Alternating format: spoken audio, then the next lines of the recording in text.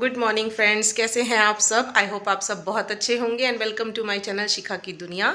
Time हुआ है अभी सुबह के 9 बजे हैं और तारीख है आज 19 दिसंबर। और बस कल हम लोग आ चुके थे। कल आए तो बहुत ज़्यादा थक गए थे। उसके बाद थोड़ा सा पहले रेस्ट किया, फिर घर की डस्टिंग वगैरह की, क्योंकि घर की बहुत बुरी हालत हो गई थी। वैसे तो कुछ सामान फैला हुआ नहीं था क्योंकि मैं सारा सामान समेट कर गई थी जाने से पहले, ताकि आकर मुझे ज़्यादा दिक्कत ना हो। लेकिन फिर भी होता है ना, बाहर की धूल, ये जो डस्ट वगैरह होती है बरी की, ये सब तो आ ही जाती है। तो बस उसकी डस्टिंग वगैरह की, कल का पूरा दिन उसमें निकल गया। और बस आज मैं जो शूट कर रही हूँ वो सुबह से आपके साथ कर ही रही हूँ।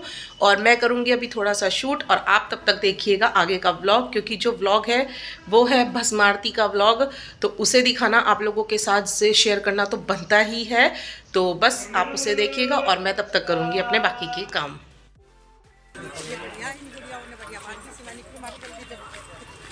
शिवानी की भी रेडी हुई होगी, पता नहीं, शायद हाँ। तो चलिए फ्रेंड्स, हम लोग जा रहे हैं अभी भस्म आरती के लिए। जी हाँ, और अभी तकरीबन टाइम हुआ है रात के 12 बज रहे हैं और अभी हमें जाकर पहले लगना है लाइन में। तो हम सब यहाँ पर आकर लग गए हैं लाइन में, क्योंकि लाइन के लिए जो गेट खुलेगा, जिस गेट पर हमारा नंबर था, वो गेट खुलेगा 12:30 से। तो तब हम अंदर एंट्री करेंगे। और ये देखिए यहाँ पर कितनी लंबी लाइन लगी हुई थी। हमसे पहले भी, मतलब हम लोग 12 बजे गए थे, उससे पहले भी यहाँ पर लाइन लग चुकी थी। क्योंकि यहाँ पर एंट्री गेट खुलने के बाद फिर हमें अंदर कॉरिडोर में, जैसे कि हम यहाँ पर आ चुके हैं, यहाँ हम बैठे हुए हैं। और यहाँ पर इस कॉरिडोर में हमने वेट किया तकरीबन 4 घंटे के करीब। हम लोग यहाँ 1 बजे आ गए थे और गेट खुलना था 4 से 4:15 के बीच में। तो हमने यहाँ पर 4 घंटे बैठकर वेट किया और अब टाइम हुआ था 4 बजे का।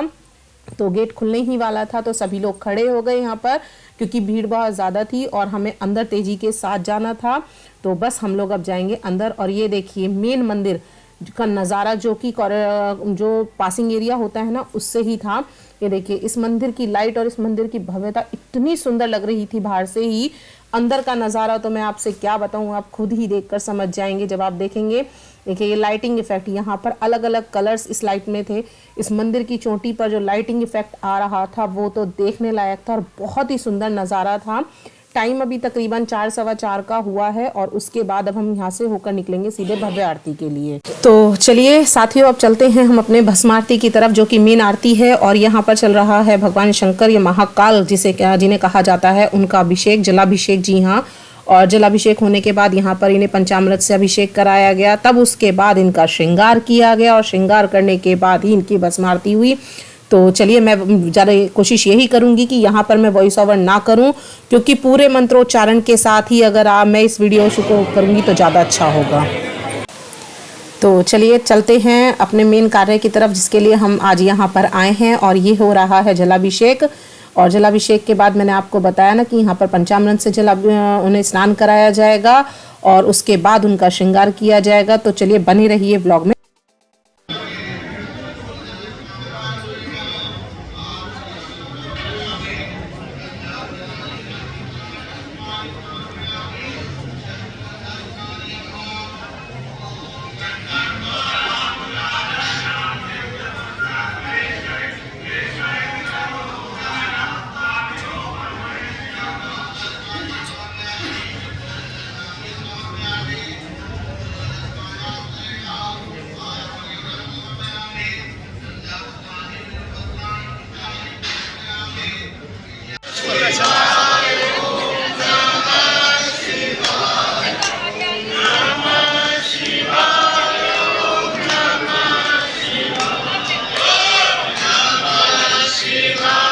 तो यहाँ पर हुआ अभी जलाभिषेक, जैसा कि मैंने आपको दिखाया। और यहाँ पर जो यहाँ के मेन पुजारी हैं, अब वो कर रहे थे भगवान श्री कृष्ण महाकाल का श्रृंगार। और श्रृंगार करने के बाद उन्हें उड़ाई गई एक चादर, क्योंकि उसके बाद होगी भस्म आरती।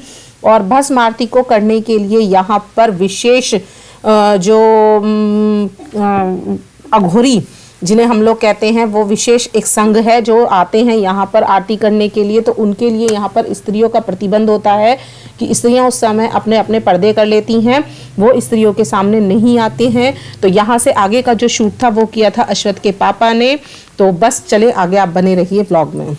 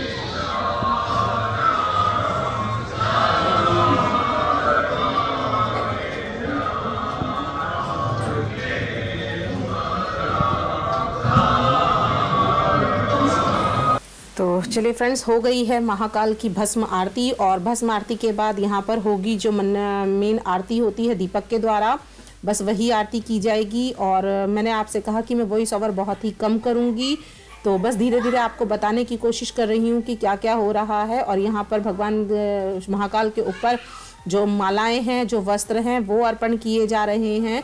यहाँ पर जितने भी भक्त आए हुए थे उनमें से कुछ जो वस्त्र अर्पण करना चाहते थे वो वस्त्र अर्पण कर रहे थे, और जो माला अर्पण देना चाहते थे, देखिए कितनी बड़ी बड़ी मालाएं यहाँ पर आई हैं। और चलिए अब आगे चलते।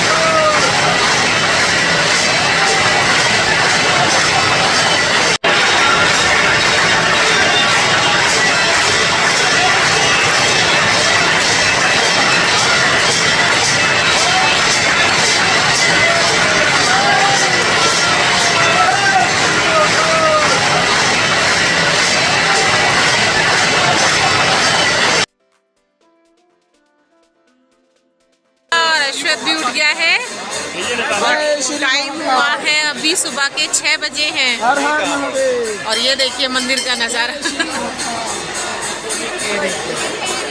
सुबह सुबह का मंदिर का नज़ारा। अभी अंधेरा हो रहा है और जबकि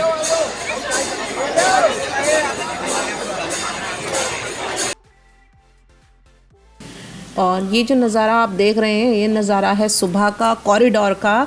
जी हाँ, कॉरिडोर का, जो कि मंदिर के रास्ते का, मंदिर जाने का रास्ता है, वहीं पर ही एक पोर्शन ये बनाया गया है पूरा। और यहाँ पर ये जो मैं आपको दिखा रही हूँ ये बनाया गया है यहाँ पर सप्तऋषि मंडल। बहुत ही सुंदर नज़ारा ये है। और सुबह की जो सूर्य की रोशनी इन मूर्तियों पर या इन स्वरूपों पर पड़ रही है वो बहुत ही अद्भुत पड़ रही है। मैं आपको इसका एक छोटा सा व्यू आगे क्लिप में रात का भी ज़रूर दिखाऊंगी, लेकिन अभी आप सुबह सुबह का ये नज़ारा देखिए। बहुत अद्भुत नज़ारा ये देखने को मिला हमें सुबह को, सूर्य की ये धीमी धीमी रोशनी। और यहाँ पर हम सभी लोग घूम रहे हैं, सभी लोगों ने यहाँ पर थोड़ा थोड़ा अपना अपना शूट किया। कुछ मैंने किया, कुछ जो मैंने आपको बताया साथ में शिवानी थी उसने किया, कुछ भुवन ने किया। इसी तरीके से हम लोगों ने थोड़ा थोड़ा करके सारा शूट किया। और ये देखिए ये जो यहाँ पर शूट किया था ये किया था भुवन ने, और मैं भी पीछे से करती हुई ला रही थी। फिर हम आ गए इधर दूसरी तरफ। यहाँ पर इस कॉरिडोर में क्या था, भगवान शिव के जितने भी अवतार थे और उन्होंने जो जो कार्य किए महाकाल रूप में या किसी भी तरीके से, वो सारे स्वरूप उसमें प्रस्तुत किए गए थे, सारे ही कार्य उसमें किए गए थे। और बस इसे आगे अब आप देखते जाइए। तो चलिए अब चलते हैं। सबसे पहले इस तरफ पीछे का कुछ पोर्शन मैंने स्किप कर दिया है क्योंकि वहाँ पर मेरा शूट करने का मन भी नहीं किया, और वो पोर्शन मैं आपको रात की लाइटिंग इफेक्ट के साथ दिखाऊंगी। तो बस यहाँ पर चलिए अब देखते हैं आगे। और यहाँ पर जो सबसे पहले मैं आपको प्रतिमा दिखाऊंगी वो है कार्तिकेय भगवान की। बहुत ही सुंदर प्रतिमा ये बनाई हुई है और तकरीबन मेरे ख्याल से शायद 12 से 13 फीट से ज़्यादा तक इनकी ऊंचाई हो। ये देखिए, ये है भगवान कार्तिकेय की प्रतिमा। मतलब इन पर ना इस तरीके का पेंट या पॉलिश आप कह सकते हैं, बहुत सुंदर काम किया। ये बिल्कुल इस तरीके से लग रही थी जैसे पीतल की मूर्तियां हों, जबकि ये पीतल की नहीं थी।